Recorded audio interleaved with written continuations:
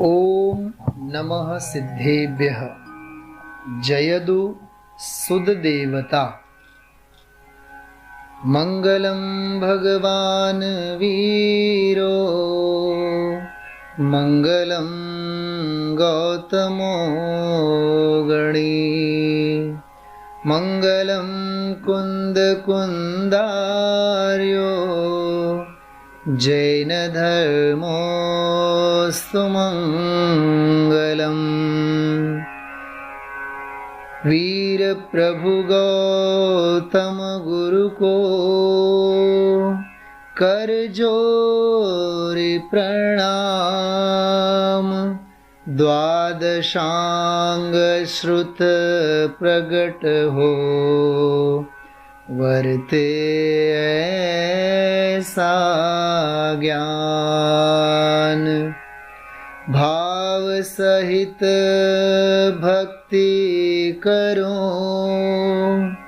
षटखंडागम सार। भेद प्रभेदों में लखूं प्रभो समय का सार। धन्य दिवस श्रुत पंचमी हुआ सुश्रुत अवतार। सम्यक श्रुत आराधना कर हो भव पार। ओम नमः सिद्धेभ्यः। સર્વેને જય જિનેન્દ્ર। ભગવાન મહાવીરના નિર્વાણ પછી 3 અનુબદ્ધ કેવલીઓ થયા, શ્રી ગૌતમ ગણધર, શ્રી સુધર્માચાર્ય અને શ્રી જંબુસ્વામી. એમના પછી 5 શ્રુત કેવલીઓ થયા, શ્રી વિષ્ણુનંદી, શ્રી નંદીમિત્ર, શ્રી અપરાજિત, શ્રી ગોવર્ધનાચાર્ય અને શ્રી ભદ્રબાહુ સ્વામી. ત્યારબાદ 183 વર્ષગાળા દરમિયાન 11 મુનિરાજ 10 પૂર્વના પાઠી થયા અને એ પછી 123 વર્ષગાળા દરમિયાન 5 મુનિરાજ 11 અંગના ધારક થયા અને એ પછી ક્ષીણ અંગધારી મુનિઓ આગળ થઈ ગયા, જેમના દ્વારા ધર્મ પ્રજ્વલિત થતો રહ્યો. માઘનંદી આચાર્ય તેમાંના એક હતા જે ક્ષીણ અંગધારી હતા અને મહાવીર સ્વામીના નિર્વાણ પછી લગભગ 582 વર્ષ પછી તેઓ થઈ ગયા. એમના પછી ક્ષીણ અંગધારી ગુણચંદ્ર સ્વામી થયા અને લગભગ એ જ સમયગાળા દરમિયાન આચાર્ય શ્રી કુંદ દેવ થયા, જેઓ પણ ક્ષીણ અંગધારી હતા. આગમ અને પુરાણોમાં શ્રી માઘનંદી આચાર્યના જીવન પ્રસંગો છે. આ જ જીવન પ્રસંગને થોડું નાટ્યાત્મક રીતે વાર્તામાં રૂપાંતર કરીને આપની સમક્ષ આજે રજૂ કરવા જઈ રહ્યા છીએ. વાર્તાની શરૂઆત આપણે એક મુનિરાજની ભક્તિથી કરીશું. પરમ દિગંબર મુનિવર એસે આતમ કો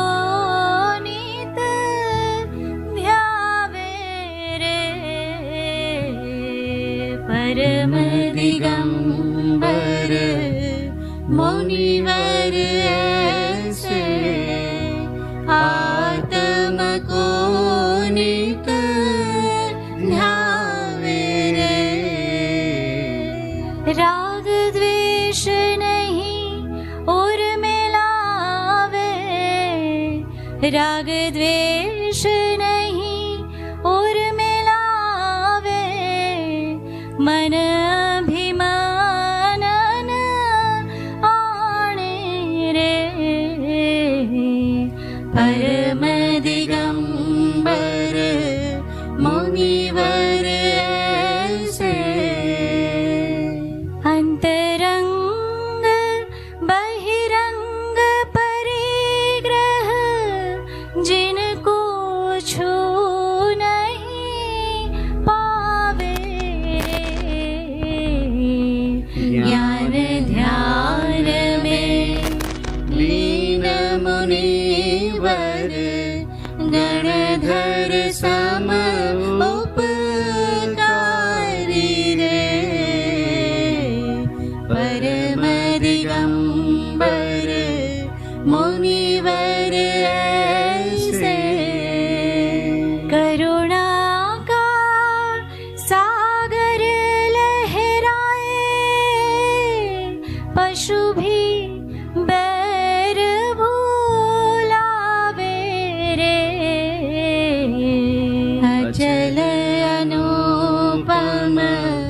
गतिगामी को सविनय शीश झुकाते रे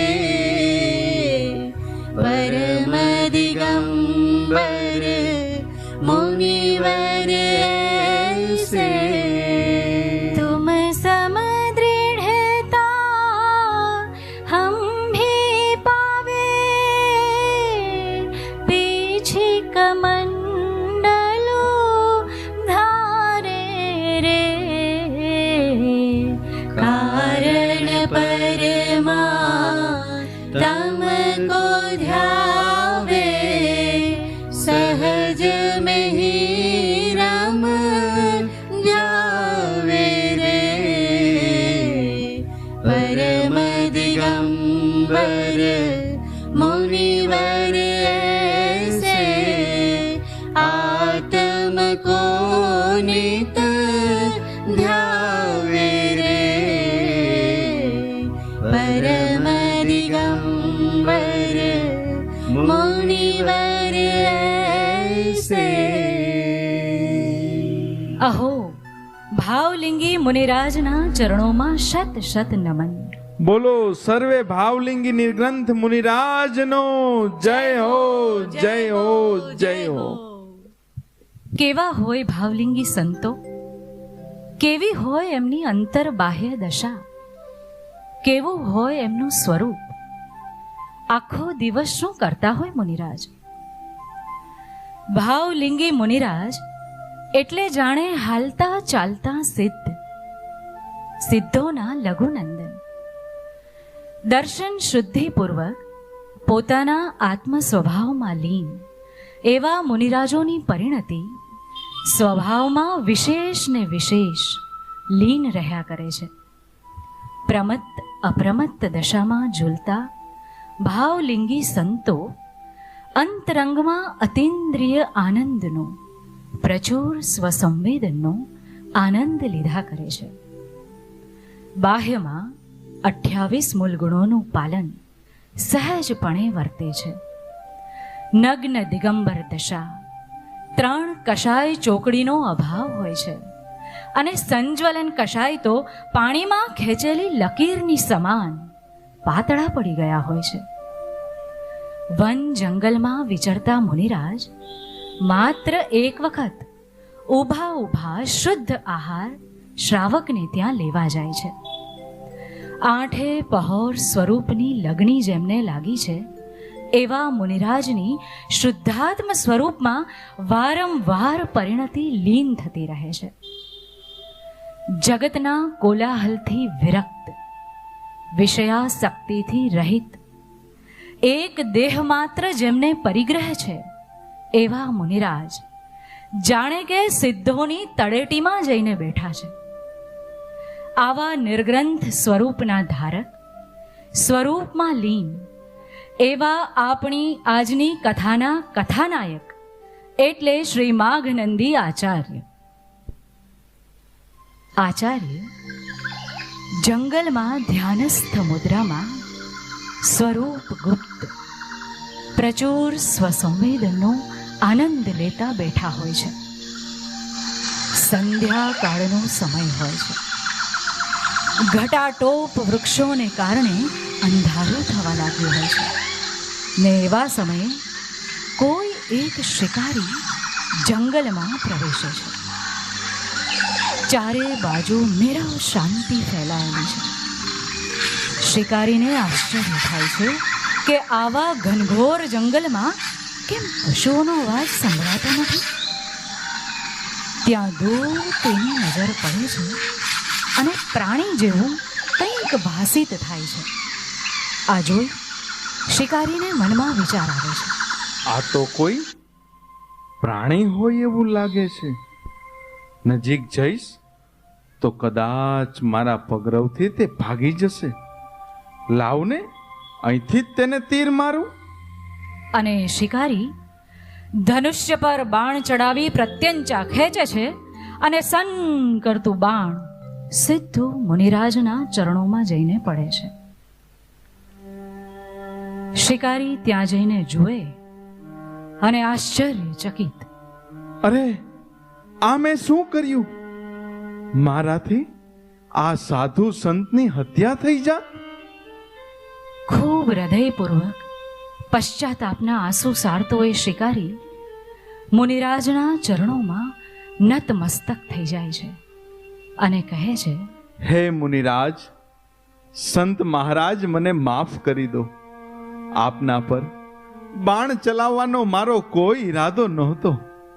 હું તો જંગલમાં જંગલી પ્રાણીના શિકારની શોધમાં નીકળ્યો હતો. આપ શ્રી તો જગતના તારણહાર છો, જગતનું હિત કરનાર છો. ક્ષમા કરો મહારાજ, ક્ષમા કરો. અરે, મારા હાથે આપને તો ક્યાંક હત્યા થઈ જાત. હું મારા પાપનો પશ્ચાતાપ કરું છું મહારાજ. મારા આ વર્તનથી આપને ક્યાંક તો હાનિ નથી પહોંચી ને? સદ્ધર્મ વૃદ્ધિ અસ્તુ. હે ભવ્ય, હત્યા આત્માની ન હોય. આ દેહનો નાશ થાય તો પણ જીવનો કદી નાશ ન થાય. દેહ અને આત્મા જુદા છે. આયુષ્ય કર્મનો ઉદય પૂર્ણ થતા શરીર અને આત્મા જુદા પડી જાય છે. આ જળ શરીર અચેત અહીં જ પડી રહે છે અને આત્માનું બીજી ગતિમાં પોતાના ભાવ પ્રમાણે ક્ષેત્રાંતર થઈ જાય છે. હે ભવ્ય જીવ, તું તારા અજ્ઞાનને છોડ. આ નશ્વર દેહ અને આત્મા જુદા છે તેનો વિચાર. પરદ્રવ્યો અને શરીરની કરતા બુદ્ધિ છોડ. તારા જ્ઞાન સ્વભાવને ઓળખવાનો પ્રયત્ન કર. તેમાં જ તારું હિત છે. કલ્યાણમ વસ્તુ. મુનિરાજના અમૃતમયી વચનો સાંભળી ભાવ વિભોર થયેલો શિકારી ધનુષ્ય બાણનો ત્યાગ કરી શિકાર આદિના પાપ ભાવ છોડી પવિત્ર જૈન ધર્મ અંગીકાર કરી તેની જ આરાધનામાં જીવન વ્યતીત કરવાની પ્રતિજ્ઞા કરે છે. પોતાના જેવા પાપી જીવ ઉપર કરુણા કરનાર અને હિંસક પ્રવૃત્તિથી પોતાને છોડાવનાર એવા ભાવલિંગી નિર્ગ્રંથ મુનિરાજ આચાર્ય શ્રી માઘનંદીના ચરણોમાં વારંવાર વંદના કરે છે. જોવો તો ખરા પરિણામોની વિચિત્રતા. ક્યાં તો શિકાર જેવા હિંસાના ભાવ અને ક્યાં ક્ષણમાં અહિંસાના ભાવ. બોલો આચાર્ય શ્રી માઘનંદી મુનિરાજનો જય હો, જય હો, જય હો. निर्ग्रंथता की भावना अब हो सफल मेरी बीते अहो आराधना में हर घड़ी मेरी निर्ग्रंथता की भावना अब हो सफल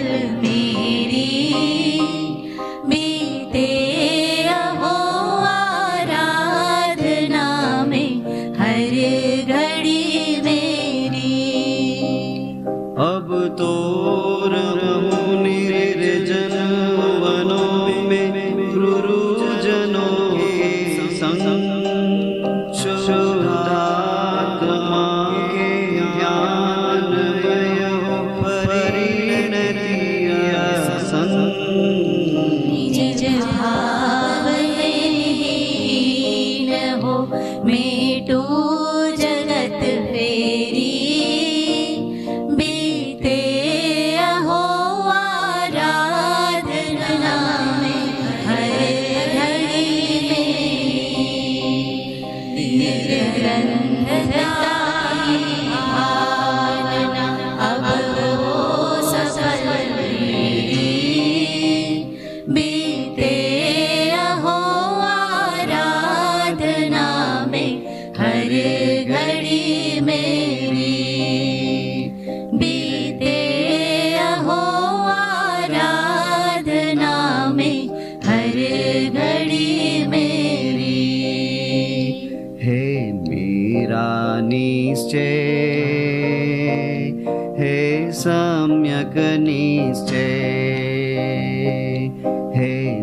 गिरा निश्चय हे सम्यक निश्चय। ગામમાં સમાચાર મળે છે કે સીમાડે આવેલા જંગલમાં કોઈ મુનિરાજ સત્સંગ વિહાર કરતા કરતા આવ્યા છે. શ્રાવક શ્રાવિકાઓ સમાચાર સાંભળતા જ આનંદ વિભોર થઈ જાય છે. આત્મકલ્યાણ કરવા તત્પર એવા ગ્રામજનો ઉત્સાહપૂર્વક હર્ષ મનાવતા મનાવતા જંગલમાં પહોંચે છે. મુનિરાજોને જોઈને ખૂબ આનંદની લાગણી અનુભવતા પોતાને ધન્ય ધન્ય માનતા મુનિરાજોના ચરણોમાં ઉપદેશ સાંભળવા બેસી જાય છે. અનંત અનંત ચૈતન્યમય ગુણોનો ભંડાર એક રૂપ ભગવાન આત્મા હું પોતે જ છું. સૌ જીવો ચૈતન્યમય ગુણોથી શોભી રહ્યા છે. જીવ જીવ સ્વયં પરમાત્મા છે. આવું સાંભળતા જ શ્રાવકને પ્રશ્ન થાય છે કે જીવ જો પોતે જ પરમાત્મા છે તો તેને પરમાત્મા જેવું અનંત સુખ કેમ નથી? પરમાત્માપણાનો અનુભવ કઈ રીતે કરવો? વર્તમાનમાં તો સુખ દુઃખનો જ અનુભવ અમને થાય છે. ત્યારે મુનિરાજ તેમના પ્રશ્નોનો ઉત્તર આપતા કહે છે, તું પોતે જ પરમાત્મા છો, પરંતુ પોતાને પામર માને છે. પરમાત્માપણાનું અનુભવન એ જ પરમાત્મા થવાનો ઉપાય છે. સુખ દુઃખનો અનુભવ જેની હયાતીમાં થાય છે તે ચૈતન્ય સત્તા, તે જ તું છે. સુખ દુઃખ એ તો પર્યાયમાં થતા ક્ષણિક ભાવો છે, તે તારું સ્વરૂપ નથી. ભ્રમજનિત રોગોને દૂર કરવાનો ઉપાય ભ્રમ દૂર કરવો તે જ છે. તું પામર નથી, તું પરમાત્મા જ છો. બોલો ભાવલિંગી આચાર્ય માઘનંદી મુનિરાજનો જય હો, જય હો, જય હો.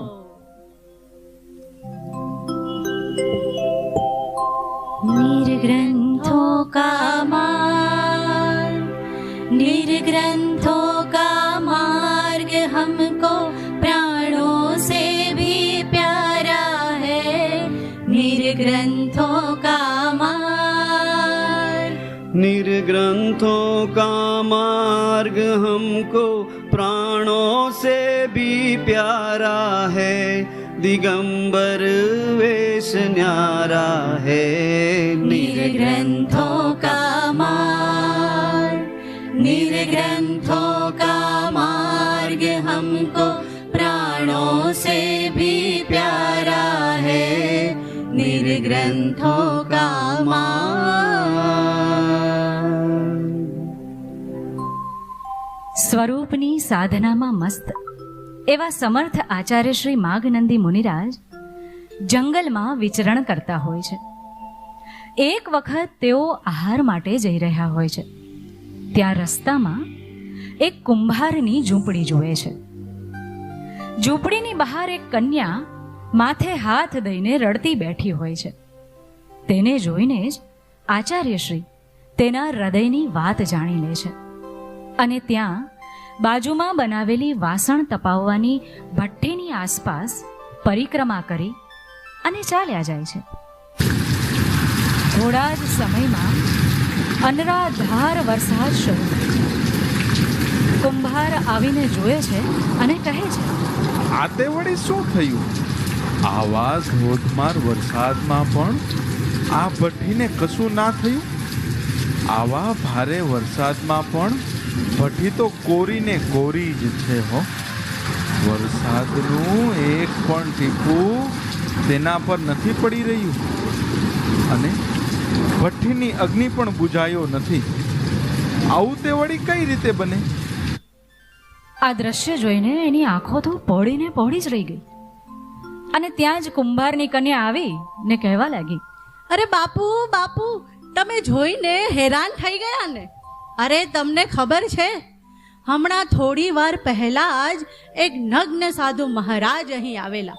અરે મને લાગે છે કે આ ચમત્કાર તેણે જ કર્યો છે. અરે થયું એવું ને કે વરસાદ પડવાનો વર્તારો જાણીને હું તો વાસણ ઓગળી જવાના ડરથી માથે હાથ દેતી રડતી બેઠી હતી. એવામાં જ સંત મહારાજ ત્યાંથી પસાર થયા. મને રડતી જોઈ અહીં આવ્યા. પછી ખબર નહીં કેમ જાણે કે મારા મનની વાત જાણી લીધી હોય એમ તો એ તો સીધા ભઠ્ઠી પાસે ગયા અને તેની ફરતે ફરવા લાગ્યા. એ જોઈ મને પણ થોડું કુતૂહલ થયું, એટલે હું પણ એમની પાછળ પાછળ ભઠ્ઠીની આસપાસ ફરવા લાગી. એ તો પછી ચાલ્યા ગયા બાપુ, ને પછી પાછળથી ધોધમાર વરસાદ શરૂ થયો ને તમારી જેમ જ હું પણ ચકિત થઈ ગઈ જ્યારે જોયું કે આવા ભારે વરસાદમાં પણ ભઠ્ઠી પર તો પાણીનું એક ટીપુંય પડતું નથી. વાત સાંભળતા જ કુંભારના તો જાણે પગ નીચેથી જમીન ખસી ગઈ. તે હાફડો ફાફડો બની કન્યાને લઈને જંગલમાં મુનિરાજને શોધવા નીકળી પડ્યો. મુનિરાજને જોતા જ તે તેમની પાસે પહોંચી ગયો અને કહેવા લાગ્યો, અરે અરે મહારાજ, આ તમે શું કર્યું? તમે તો મારી પુત્રી સાથે અગ્નિની સાક્ષીએ ફેરા ફરી લીધા. હવે તો તમે મારી દીકરી સાથે લગ્ન કરવા જ પડશે મહારાજ. આ સાંભળી મુનિરાજને પણ આંચકો લાગી ગયો. અરે અરે કુંભાર, આ શું બોલ્યા? અમારો આવો કોઈ ઈરાદો નહોતો. અમે તો જંગલવાસી યતિ છીએ. હું તમારી પુત્રી સાથે લગ્નના ફેરા નથી ફર્યો. પરંતુ કુંભાર એકનો બે ન થયો. પોતાની દલીલો ચાલુ જ રાખી અને કહેવા લાગ્યો, મહારાજ, ભલે ને તમારો ઈરાદો નહોતો, પણ અગ્નિની સાક્ષીએ જે ફેરા ફર્યા એનો અર્થ એ જ છે કે તમે મારી પુત્રી સાથે લગ્ન કર્યા જ છે. હવે મારી પુત્રીનું શું થશે? એની સાથે લગ્ન કરવા કોણ તૈયાર થશે મહારાજ? અમે તો મહા મુસીબતમાં આવી જશું. અમારા પર કૃપા કરો. તમે મારી કન્યાનું પાણી ગ્રહણ કરો. એ ખૂબ સંસ્કારી છે. તે તમારી બધી જ આજ્ઞાનું પાલન કરશે. દુર્ભાગ્યવશ મુનિરાજની પરિણતિ પણ વિચલિત થઈ ગઈ અને તેઓ મનોમન વિચારે છે, જો હું તેનું પાણી ગ્રહણ નહીં કરું તો કુંભાર ઘણો દુઃખી થશે. ગરીબ કુંભાર કન્યાને સાચવવાની જવાબદારી કઈ રીતે સંભાળશે? અને પૂર્વ ભવના કર્મોનો સંબંધ જાણીને મુનિરાજને પણ કુંભારની કન્યા સાથે લગ્નનો ભાવ આવી ગયો. જો જો દેખી વીતરાગને સો સો સે વીરા રે અનહોની હોતી નહીં જગ में काहे होत अधीरा रे काहे होत अधीरा रे. ઠીક છે કુંભાર, આજથી તમારી કન્યા સાથે રહેવાની જવાબદારી અમારી. હું તમારી કન્યાને પત્ની તરીકે સ્વીકારું છું. કુંભકાર અને કન્યા પ્રસન્ન થઈ જાય છે અને તેમની ઝૂંપડી લગ્નની શરણાઈના સુરોથી ગુંજી ઉઠે છે. પરમ પવિત્ર એવી નગ્ન દિગંબર અવસ્થા છોડી હાથમાં રહેલ પીંછી અને કમંડળ ઝૂંપડીની બહાર જ લટકાવી મુનિમાઘનંદી ગૃહસ્થ અવસ્થામાં પાછા ફરે છે. સ્વામી, હું કેટલી ભાગ્યશાળી છું. આપ જેવા ધર્માનુરાગી ગુણિયલ અને પ્રતાપી સાથે મારા લગ્ન થયા. ચાલો ચાલો હું તમને સુંદર મજાના ઘડા બનાવતા શીખવાડી દઉં. આપણે બંને સાથે મળી ને સુંદર સુંદર ઘડા બનાવીએ. ચાલો ચાલો સાથે મળી ને કામ શરૂ કરીએ. અરે આનાથી જ તો આપણું ગુજરાન ચાલે છે અને ચાલશે. પ્રિય, લૌકિક વ્યવહારની ભાષા જુદી અને લોકોત્તર માર્ગ જુદો. કોણ કોનું શું કામ કરે? કોઈ જીવ કોઈ અન્ય દ્રવ્યનું કાર્ય કરી શકે જ નહીં. અરે, એક દ્રવ્ય બીજા દ્રવ્યને સ્પર્શે પણ નહીં, તો અન્યનું કામ કરવાની તો વાત જ ક્યાં આવી? સ્વામી, આપ તો જ્ઞાની છો. મને આપની તત્વ ચર્ચા આમ તો સમજાતી નથી, પણ હું તેને સમજવાનો પ્રયત્ન જરૂર કરું છું. અને તમારી વાતો સાંભળીને લાગે છે કે મારા સ્વભાવની ઓળખ હું પણ જરૂર કરીશ. બસ આમ બંને પતિ પત્ની ઘડા બનાવવાનું કામ કરતા જાય છે, ભેદ જ્ઞાનની વાતો કરતા જાય છે, ભક્તિ કરતા જાય છે, અને આમ ને આમ સમય વીતતો જાય છે. જો આ માટી હાથને અડે નહીં, હાથથી ઘડો બને નહીં. માટી સ્વતંત્રપણે ઘડાની પર્યાયે પરિણમે છે. આપણે તો નિમિત્ત માત્ર છીએ. હા સ્વામી, ઘડો સુંદર બને કે કુબડો એ મારી ઈચ્છા પ્રમાણે નહીં, પણ માટીની પોતાની પર્યાય પ્રમાણે. માટી સ્વયં જ ઘડા રૂપે પરિણમે છે ને એ જ એક સિદ્ધાંત છે. નથી અન્ય કોઈ કરતા કે નથી અન્ય કોઈ કારણ. અરે વાહ, તું તો પંડિત બની ગઈ ને? અરે ના ના ના સ્વામી, મારે કાંઈ પંડિત નથી બનવું. મારે તો બસ જ્ઞાની થવું છે અને ભેદ જ્ઞાનપૂર્વક આત્મ સ્વભાવની પ્રતીતિ કરવી છે. આમ માઘનંદીનો સંસાર ચાલ્યા કરે છે. ત્યાં કોઈ બીજી બાજુ જંગલમાં મુનિવૃંદ તત્વગોષ્ઠીમાં મશગુલ છે અને શ્રાવકો તેનો લાભ લઈ રહ્યા હોય છે. કોઈ શ્રાવકને પ્રશ્ન થાય છે કે આત્મા જ્ઞાન સ્વભાવી છે અને જ્ઞાયક આત્મા માત્ર જાણનાર દેખનાર છે. જો દ્રવ્યનો સ્વભાવ જાણવું દેખવું છે તો તેની પર્યાયનું સ્વરૂપ કેવું હોય છે? સમાધાન કરતા મુનિરાજ જવાબ આપે છે કે પર્યાયનો સ્વભાવ પણ માત્ર જાણવું જ છે. સ્વપર પ્રકાશક જ્ઞાનનો સ્વભાવ છે. જ્ઞાન આત્માનું છે, તેથી તે આત્માને અભિન્નપણે જાણે છે અને પરદ્રવ્યોને ભિન્નપણે જાણે છે. જેવો અરીસાનો સ્વભાવ છે તેવો જ જ્ઞાનનો સ્વભાવ છે. અરીસાની સ્વચ્છતામાં અરીસો અભિન્નપણે જણાય છે, જ્યારે પરદ્રવ્યો ભિન્નપણે જણાય છે. અગ્નિ, કાદવ વગેરેનું પ્રતિબિંબ અરીસામાં પડે છતાં અરીસો ગરમ કે ગંદો થતો નથી. તેવી જ રીતે જ્ઞાનનો સ્વપર પ્રકાશક સ્વભાવ છે.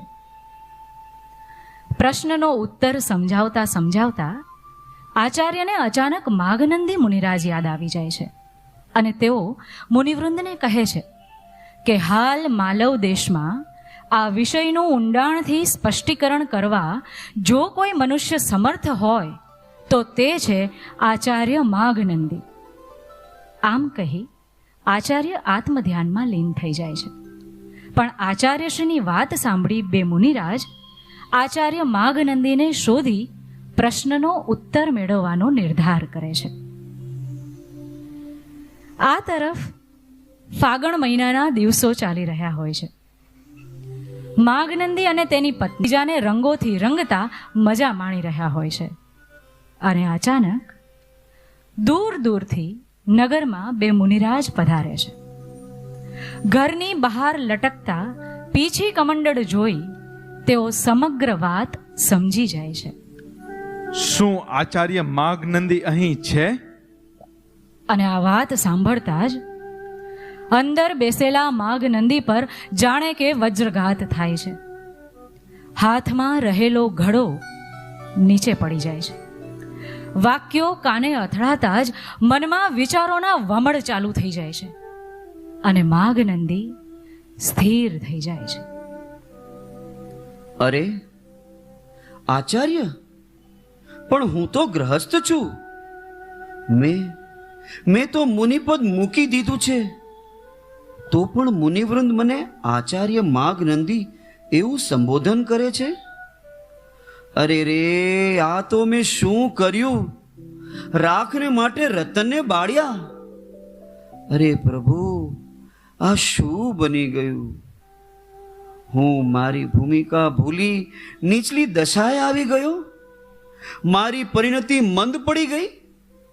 અરે રે, જુઓ તો ખરા, આ કેવી હોનહાર! આ દશા અમારી ચૈતન્ય પરિણતિની. અમને ખૂબ ખેદ થઈ રહ્યો છે. ક્યાં એ મુનિ દશા અને ક્યાં આ મારી વર્તમાન દશા? ક્યાં એ પ્રચુર સ્વસંવેદન અને ક્યાં આ આંશિક શુદ્ધતા? માઘનંદીના મનમાં જાણે કે પૂર્વની ઘટનાઓ પાછી રમવા લાગી. સ્વભાવમાંથી વિશેષ આનંદ પ્રગટ કરવા અર્થે મુનિ દીક્ષા ગ્રહણ કરેલી તે દ્રશ્ય દેખાવા લાગ્યું. અરે પરમ પારિણામિક ભાવમાં લીનતા, દિનરાત રોમે રોમમાં એક જ આત્માનું રમણ, શરીર હોવા છતાં જાણે કે અશરીરીપણું, દેહાતીત જેવી દશા, ઉત્સર્ગને અપવાદની મૈત્રીપૂર્વકનું નિવાસ, આત્માનું પોષણ કરીને નિજ સ્વભાવ ભાવોને પુષ્ટ કરવું, તે જ એકમાત્ર ધ્યેય. જેમ માતાનો છેડો પકડીને ચાલતો બાળક કંઈક મુશ્કેલી દેખાતા વિશેષ જોરથી છેડો પકડી લે છે, તેમ પરિશઃ ઉપસર્ગ આવતા પ્રબળ પુરુષાર્થ પૂર્વક નિજાત્મ દ્રવ્યને વળગવું. આવી પરમ પવિત્ર મુનિદશાના ત્યાગનો પ્રસંગ યાદ આવતા તેમની આંખોમાં આંસુ આવી જાય છે. હે સમર્થ આચાર્ય માગનંદી મુનિરાજ, આપ શ્રી ક્યાં વિચરો છો? આપના શિષ્ય આપની પ્રતીક્ષા કરે છે. અમારી શંકાનું સમાધાન કરવા આપ પધારો. અંબાલ પર કૃપા કરો. હે આચાર્ય, અમારી શંકાનું નિરાકરણ કરો. શું સંઘ હાલમાં પણ અમારો આદર કરે છે? આપ શ્રીના શ્રુતજ્ઞાનનો આદર હંમેશા રહેશે આચાર્ય. તે ધન્ય મુનિદશાનું વર્તમાનમાં સ્મરણ માત્ર રહી ગયું છે. સ્વરૂપમાં ઉપયોગ વારંવાર નિર્વિકલ્પ થતો, ક્ષણમાં છઠ્ઠું, ક્ષણમાં સાતમું, પરિણતિ સ્વભાવથી ચ્યુત નહોતી થતી.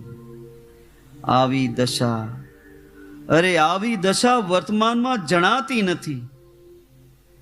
હશે ક્રમબદ્ધમાં જે પર્યાય, જે કાળે, જે ભાવે થવાની હોય તે જ થાય છે. તેને કોઈ દેવ, ઇન્દ્ર કે સમર્થ રાજા પણ ફેરવી શકતા નથી. અમે તો જ્ઞાતા દ્રષ્ટા સ્વભાવી આતમ રામ છીએ. હશે જાગ્યા ત્યારથી સવાર. સ્વામી, તમે આમ સ્થિર કેમ થઈ ગયા? તમારા હાવભાવ, તમારી મુખાકૃતિ આમ પળવારમાં બદલાઈ કેમ ગઈ?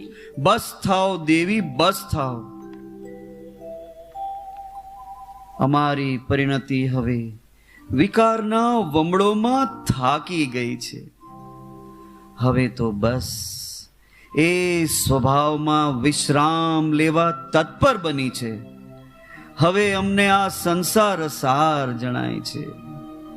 સંસાર તરફથી પીઠ ફેરવી જવાના ભાવ હૃદયમાં ઉઠ્યા કરે છે. અરે, આ તમે શું ઉચ્ચાર્યું? આપે તો મારી સાથે અગ્નિની સાક્ષીએ લગ્ન કર્યા છે. મારું પાણી ગ્રહણ કરી આ જન્મ મને નિભાવવાની, મને સાથે રાખવાની તમે પ્રતિજ્ઞા લીધી છે. સ્વામી, આપણા સુખી સંસારને આમ પૂર્ણ ન થવા દો. હું આપની સાથે રહીને આપની સ્વરૂપ સાધનામાં સહાયક બનીશ. આપની પરિણતિને ખલેલ પહોંચે એવી કોઈ ક્રિયા હું નહીં કરું સ્વામી. આપ મને આપની સાથે રાખો, આપની પાસે રાખો. આપ મને આપથી દૂર ન કરો. હે ભવ્ય, મેં જ મારા સ્વભાવની વિરાધના કરી છે. તેમાં તારોમાં રમવા, લીન થવા થન ગની રહી છે, ઉલ્લસી રહી છે. હવે દેવી, મને રજા આપો, રજા આપો, રજા આપો. શિવરમણી રમણાર હું જ દેવનો દેવ.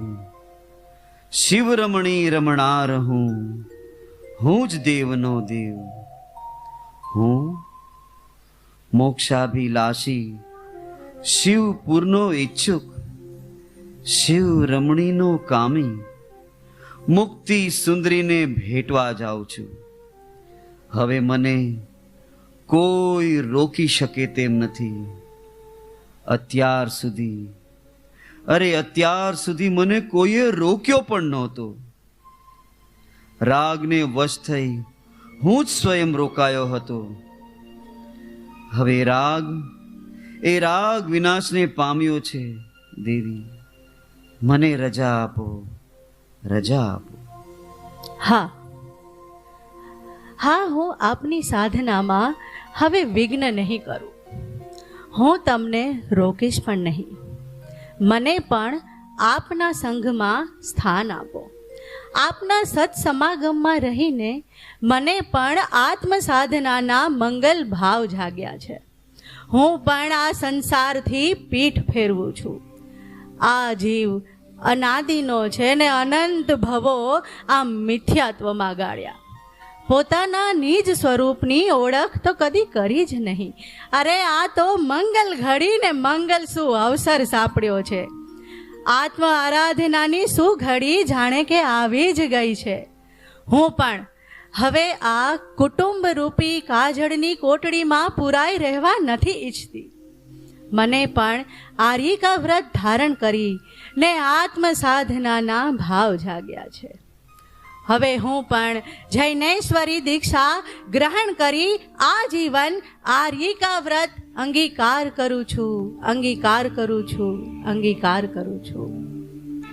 આમ માઘનંદી વસ્ત્રાભૂષણનો ત્યાગ કરે છે અને ઝૂંપડીની બહાર લટકતા પીછી કમંડળ હાથમાં લઈ વન જંગલ ભળી પ્રયાણ કરે છે. પોતાના જ પૂર્વના શિષ્યને નિર્યાપક આચાર્ય બનાવી દીક્ષા અંગીકાર કરે છે.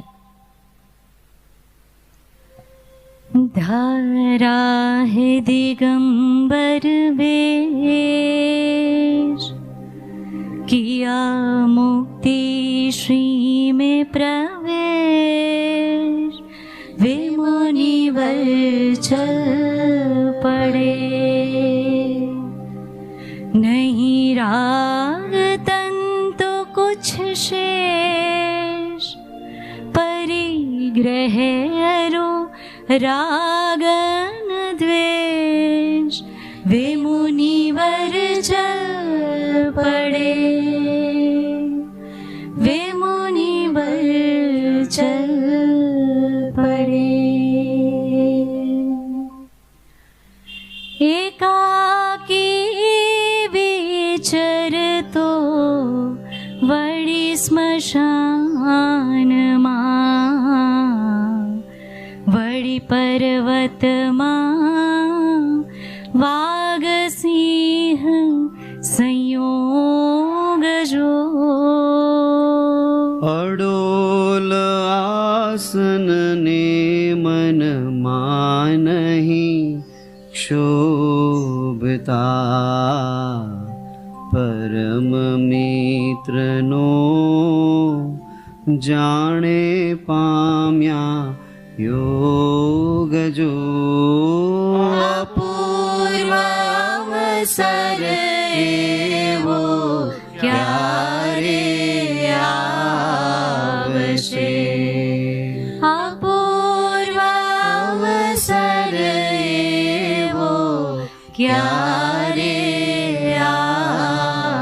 આવશે અપૂર્વ અવસર એવો ક્યારે આવશે.